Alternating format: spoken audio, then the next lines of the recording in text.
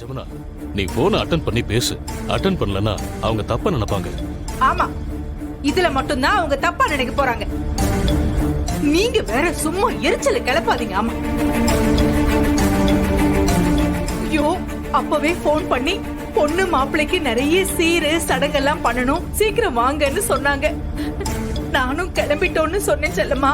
இப்ப இவ்ளோ நேரம் ஆயிடுச்சு. இந்த அயல எங்கதான் போய் தொலைஞ்சிருப்பா? ஐயோ, போன் வருதே. ஜமுனா, முதல்ல போன் அட்டன் பண்ணு, அப்புறம் எதுவா இருந்தாலும் பாத்துக்கலாம். அட்டன் பண்ணு.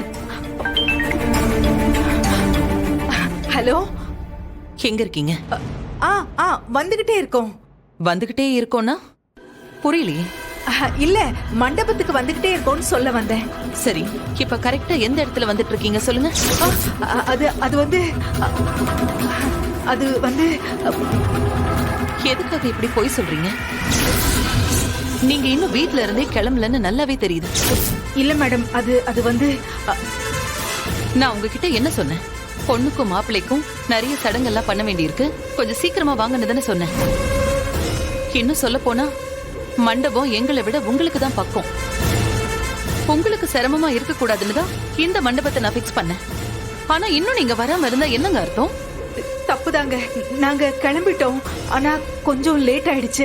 நீங்க வயசுல பெரியவங்க, சின்ன பசங்க மாதிரி காரணம் எல்லாம் சொல்லாதீங்க. நான் மறுபடியும் உங்களுக்கு சொல்றேன், எங்க குடும்பத்துக்குன்னு ஒரு மரியாதை இருக்கு, அது உங்க ஞாபகத்துல இருக்கட்டும். அந்த போனை கூட இந்திரா குடு. ஏமா, எங்களை எல்லாம் பார்த்தா உங்களுக்கு எப்படி தெரியுது? ஐயோ சமந்தி, அப்படியெல்லாம் ஒண்ணும் இல்ல. அவசரமான ஒரு வேலை வந்துருச்சு, வேற ஒண்ணும் இல்ல. இங்க பாருங்க, நாங்க யாரு, எங்க தகுதி என்ன, எப்பேற்பட்ட குடும்பம்னு உங்களுக்கு நல்லா தெரியும். நாங்க இன்னும் மாப்பிள்ளை வீட்டுக்காரங்க மாதிரி நடந்துக்கல. அப்படி நடந்துக்க ஆரம்பிச்சோம், அப்புறம் உங்க பொண்ணு வாழ்க்கை என்ன ஆகும்னு யோசிங்க. ஐயோ சமந்தி, பெரிய வார்த்தை எல்லாம் வேண்டாமே. ஏங்க, கல்யாணத்துக்கு முன்னாடியே இப்படி இருந்தா கல்யாணத்துக்கு அப்புறம் என்னெல்லாம் பண்ணுவீங்களோ? சமந்தி, அப்படிலாம் பேசாதீங்க சமந்தி, தப்புதான். நாங்க உங்களுக்கு முன்னாடி சீக்கிரமா மண்டபத்துக்கு வந்திருக்கணும்.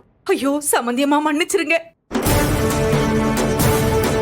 இங்க பாருங்க, இன்னொரு தடவை இந்த மாதிரி சங்கடப்படுற மாதிரி நடந்துக்காதீங்க. சீக்கிரமா மண்டபத்துக்கு வந்து சேருங்க. சரிங்க சரிங்க, வந்துடுறோம்.